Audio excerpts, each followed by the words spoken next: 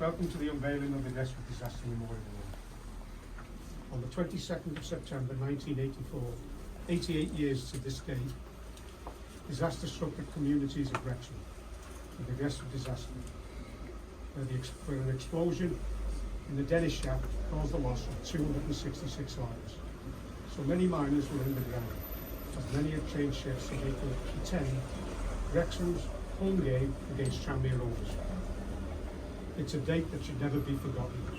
I declare this event open and thank Wrexham Football Club for attending today and agreeing to unveil the Memorial Award. Call on Manager Phil Parkinson to open the meeting. So will you press everybody?